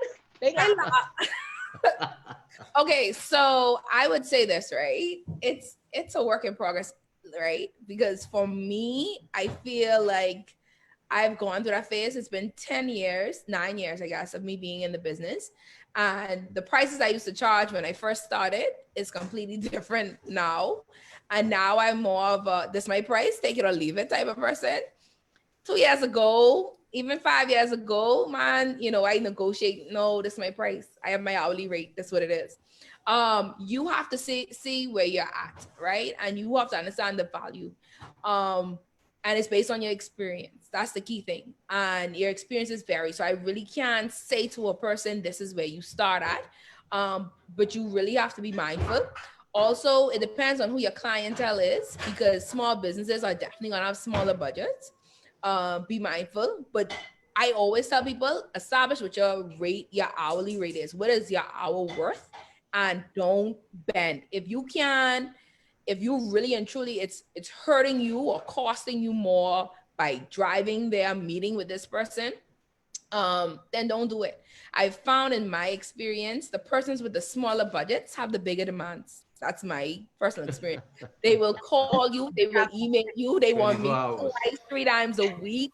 And I mean, this time the ones with the big budget, you have to run them down like, hey, we have a meeting, So be mindful that smaller budgets and smaller clientele are usually the ones that have the highest demand. I always say though, it depends on what your end goal is too. If you want to grow in a specific industry, like, hey, I want to start off doing, let's say for example, you want to specialize in doing marketing for restaurants. Your first couple might have to be on the budget because you're building up a clientele so that you can attract bigger clients. So all it boils down to is, one, assess where you are in terms of experience and what your goals are as a marketing individual and where you're at in your business. The second thing is, like I said, find your hourly rate, what is worth your time and how much this project or this client or this campaign will require, and don't bet on that. I'm talking about the lowest figure possible of your time. Don't bet on that. 3, always ensure that you are very clear. I'm big on put things in black and white. So no matter what you charge, make sure in black and white, you outline those services, that call time. I always say set boundaries, that same thing. So if we have a weekly meeting, it's for 30 minutes. I will see you. This is what's included in your package. That's what it is. Put it in black and white. Do business by the books. I don't care how small you are. I don't know. It doesn't matter. Put it in black and white and hold to that contract. That's what we agreed. That's what I'm giving you. And contracts, friends, family, and lovers, everyone. Or everybody get judged. Or everybody get judged. Nobody, no. Bianca, why don't you take this one? What is the minimum budget a small business should set for marketing per month? Minimum budget, it all depends on what the goal is and what you're trying to accomplish. You may just be trying to grow your social media pages, and you can start off with a $50 budget, for a month. You may want to be in newspaper ads. Newspaper ads are very costly. So it all boils down to what the goal is.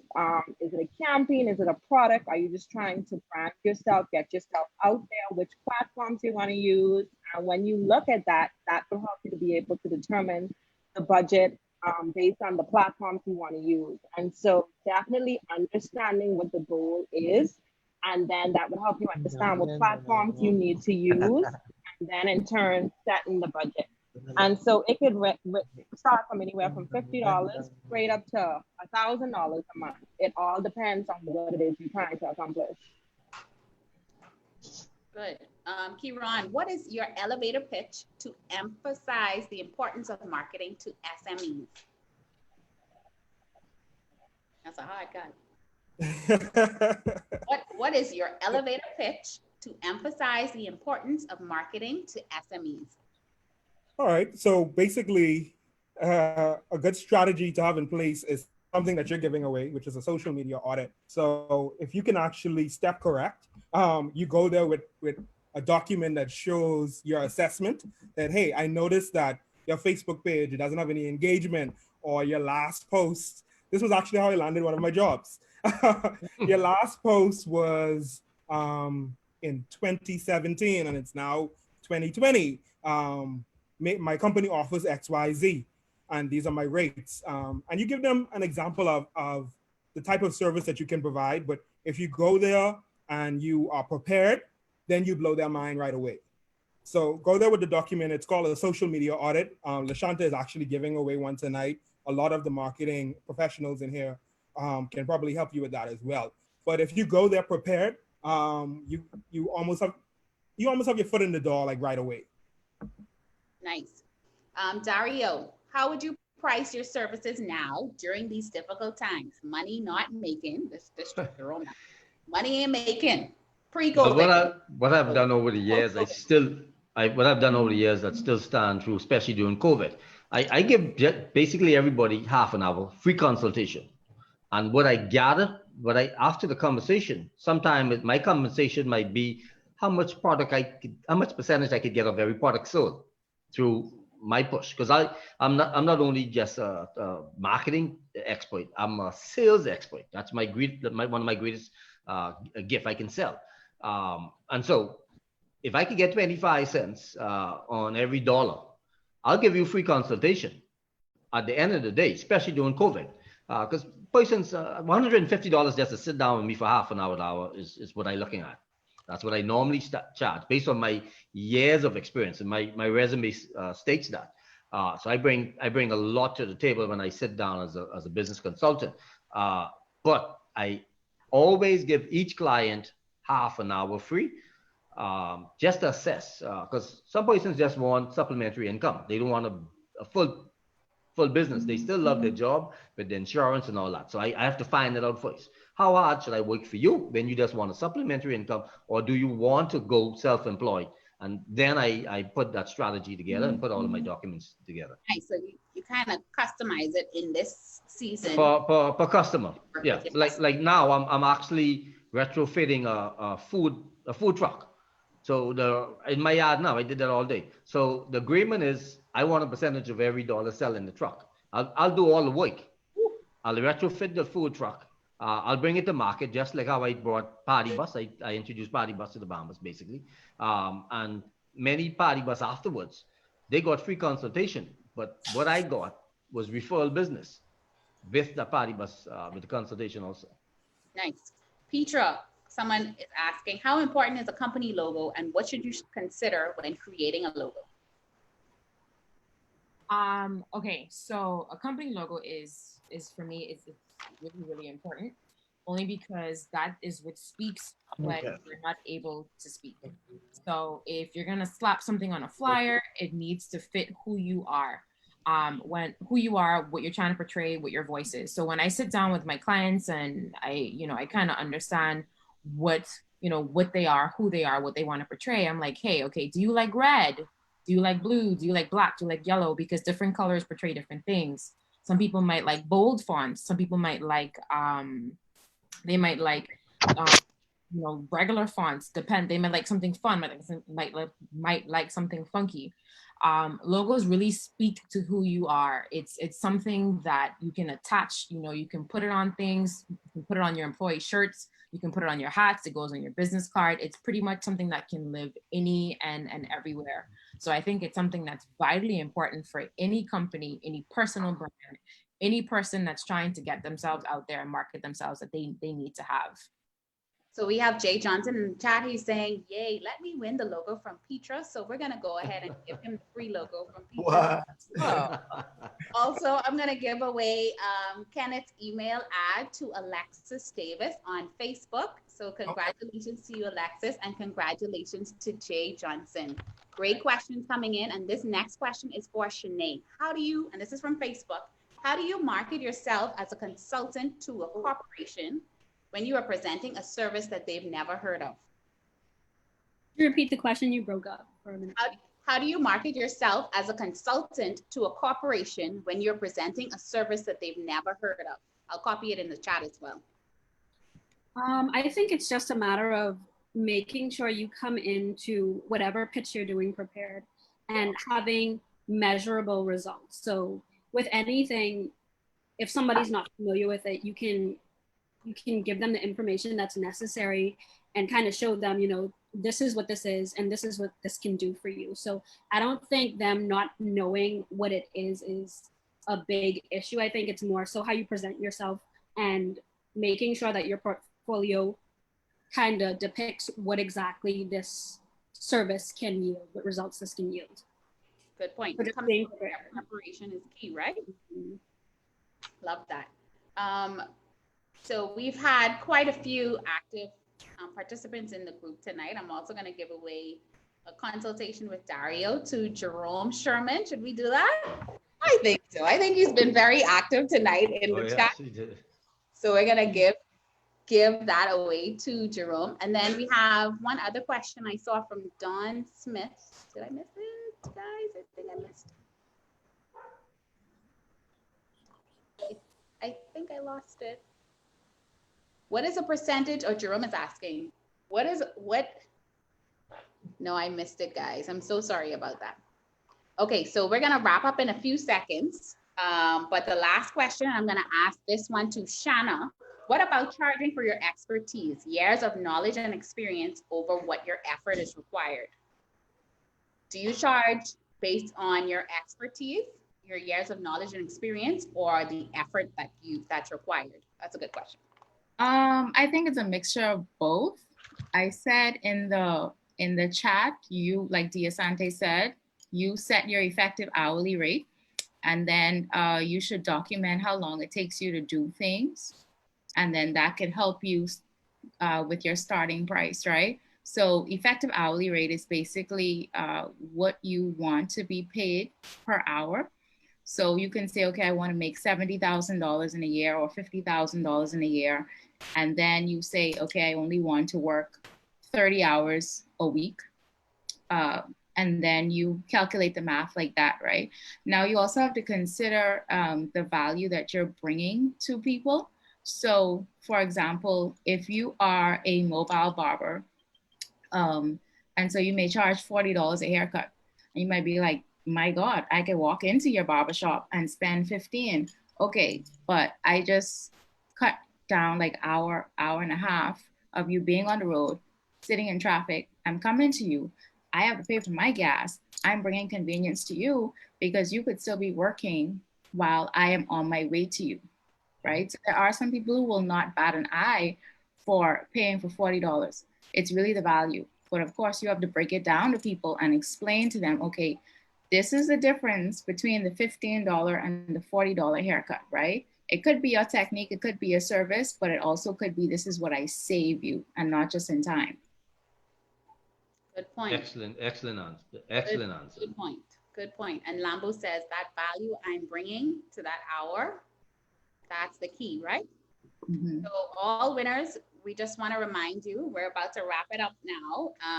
This replay will be available on Facebook at the Grace Management Group. That's Grace Management Group on Facebook. This replay will be available to you. And all winners from tonight, please email us at thebridgemaster101@gmail.com. Or you can WhatsApp now at 819-9017. And that's also in the chat on Zoom and on Facebook. So we're going to take one last question, and then we're going to go around and have each one of our panelists with their closing remarks, 1 minute each. Should marketing be ongoing for a business? Or is there a point when a company or business owner can say, I think that's marketing for now? I think that's resounding. Ongoing, I continuously. think marketing never stops, but I think there's times when it has to be subtle and sometimes it's aggressive, because you still have to be able to manage your ability to operate and actually meet the demand. You don't want to have 1,000 people to your event and your venue only could hold 200, right? But at the same token, there's ways to always inform, always promote the brand without having that specific call to action. So there's still a way, but you should always be marketing. And like I said, it's a time and place for a subtle campaign, just, keeping it nice and slow and steady and keeping the brand within the eyes and ears of persons. And there's times where you have to go viral. You have to do the crazy campaign, the crazy push, because there's a specific goal at hand. And also differentiate you from your competitor, because if your competitor always doing marketing and then you do marketing for 6 months and then you go quiet, persons tend to forget about your business, forget about your service, what you have to offer. So you always want to keep pushing your messaging on the different platforms. You always want to keep doing marketing, like Dante said, whether it's aggressive or subtle. You just always want to make sure your presence is felt and you are up top there with your competitors.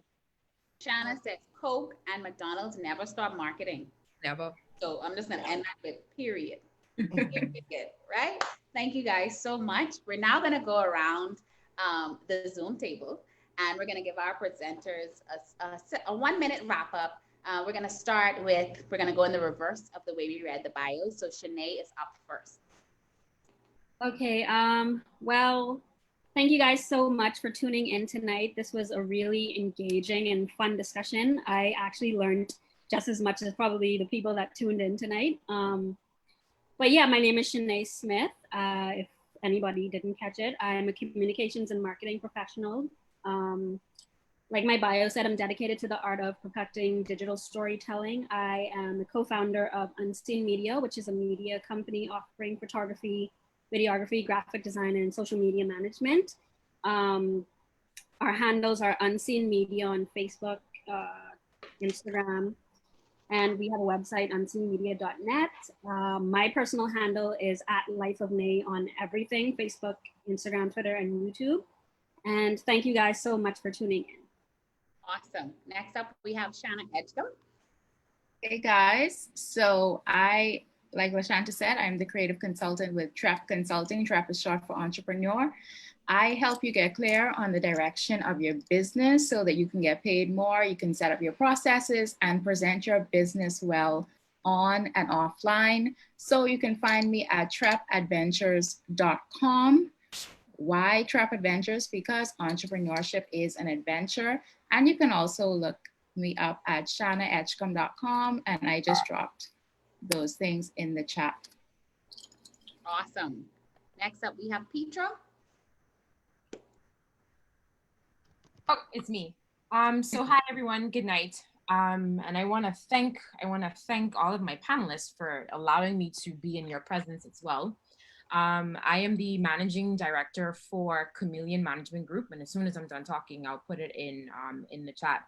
So I run the branding and management organization that is responsible for brands like Julian Believe, Believe Wines. I've worked with Bahamar, I've worked with Atlantis, and Bahamas Drunken Carnival, and a few other places as well from a marketing perspective.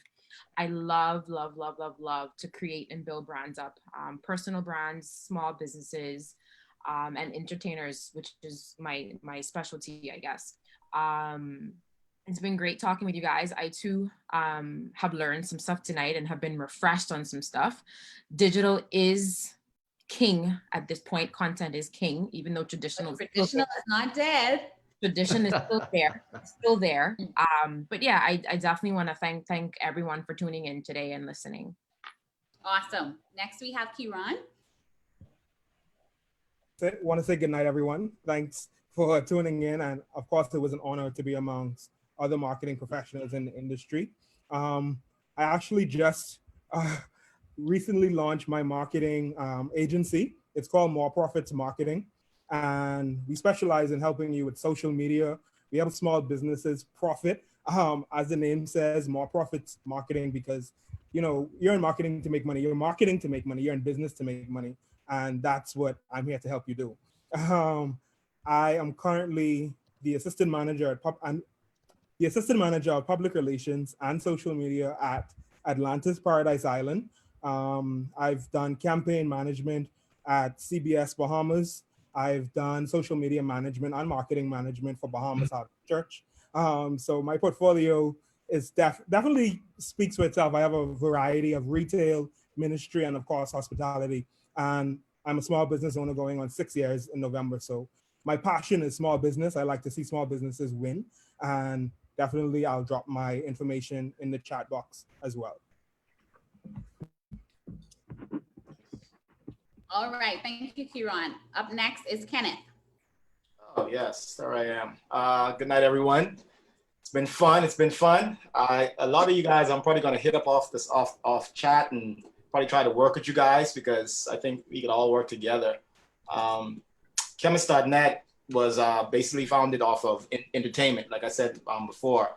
And so I'm really attached to helping promote entertainers, but I'm also really attached to helping small businesses. That's my main thing, trying to help with lead generation and sales generation and stuff like that. So when it comes to helping customers with sweepstakes and games and things like that, just not email. Email is the last route. It comes to that, but it's really the collecting the data and using the data properly to get sales results for the customers is what I love. So between chemist.net, you can log on to that, and chemistdigital.com, which is for the entertainers. If you have some friends or singers and stuff like that, I just want to showcase them. And you're doing a good job with my friend Julian as well, seeing them all over the place. I'm pretty sure everybody seeing all over the place.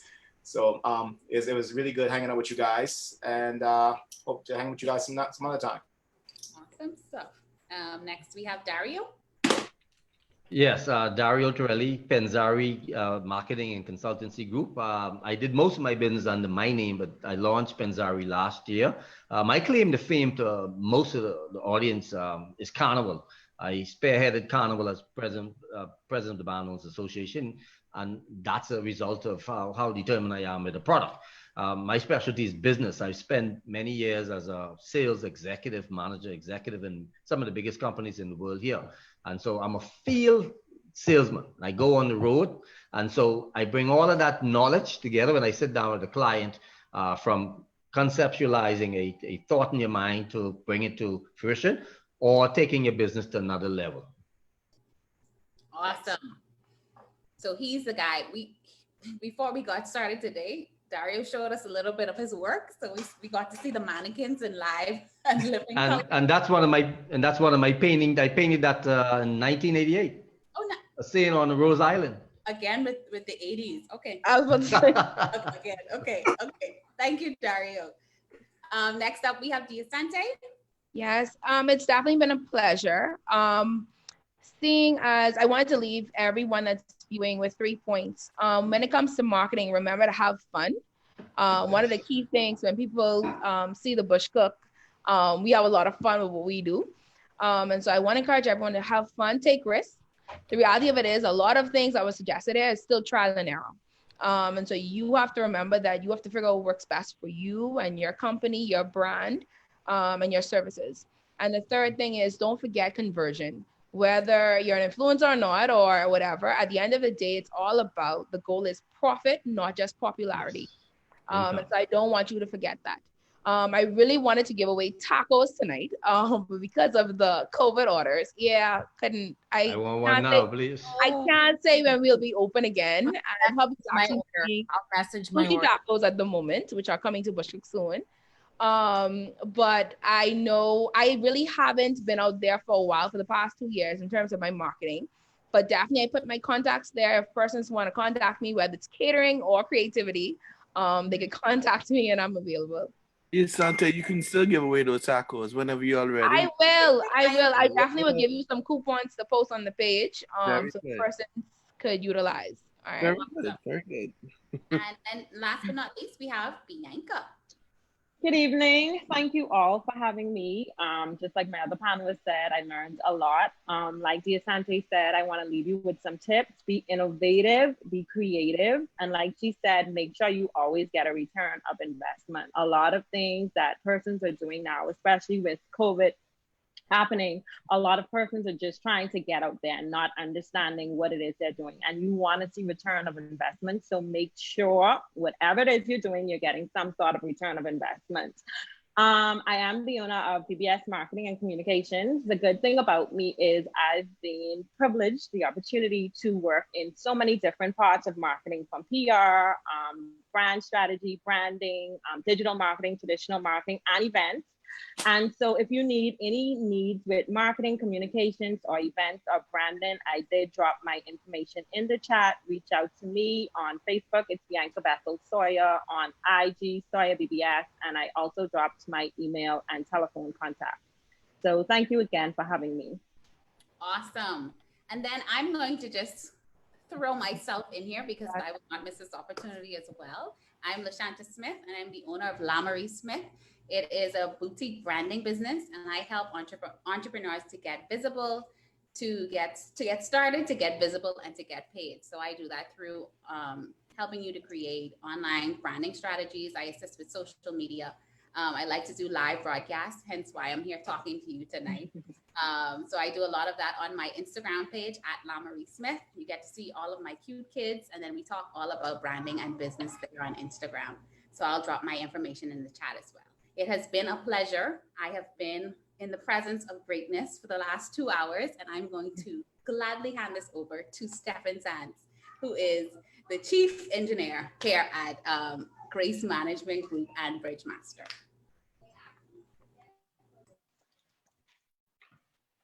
All right, I am clueless of where you left off, so you have to help me. What are we doing? We're doing the service promotion?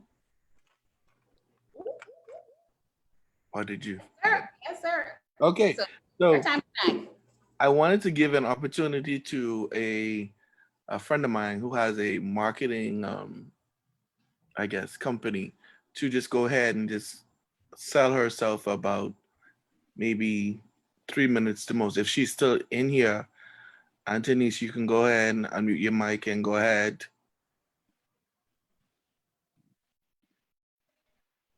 If she's still in here.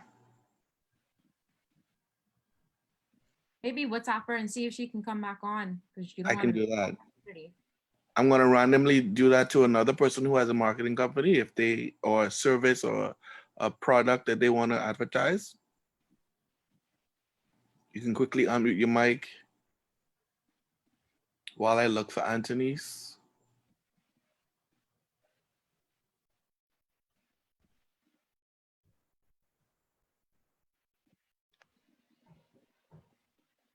I see Stefan, one of my PR, I would say mentors, or someone who I think is really good in the field, is on as well, Shauna Lee King Johnson. So I don't know if she wants to go ahead and say something about what she does.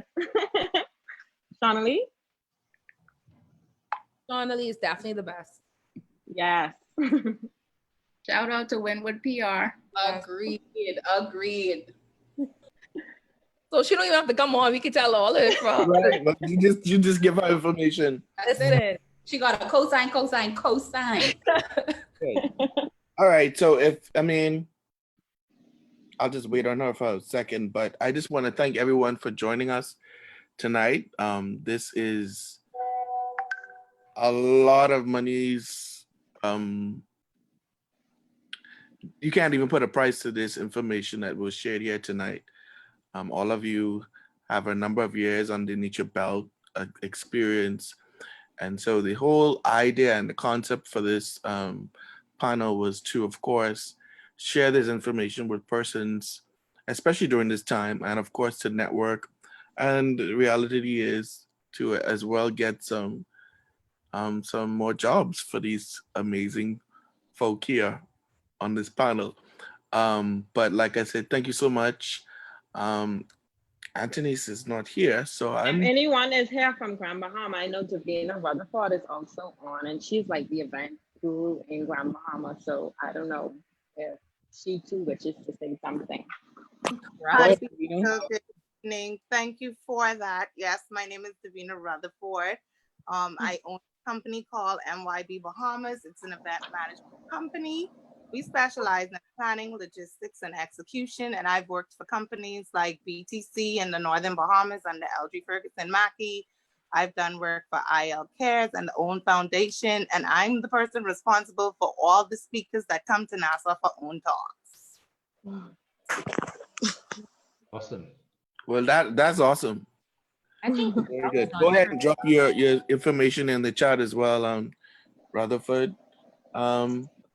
I think we go ahead and end our conversations for tonight, but I also want to pitch something for all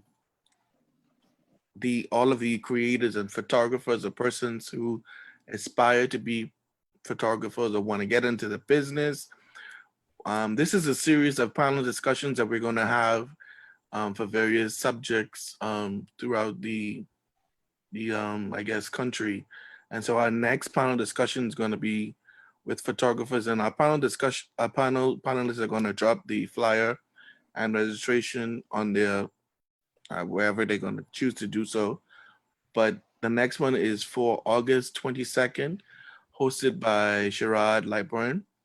And he's going to talk about the photography business then and now. How has it progressed and changed from way back in the day with the whole film, and now we can take we can have photo shoots with iPhones and all that kind of stuff. So that's going to be an interesting discussion. So let's support and register for that. Any other information that we need to share before we end, LaShanta? Nope, I think we talked about the replay and all of the prizes, persons to email. I think All right. So with that said, thank you so much for joining us, everybody.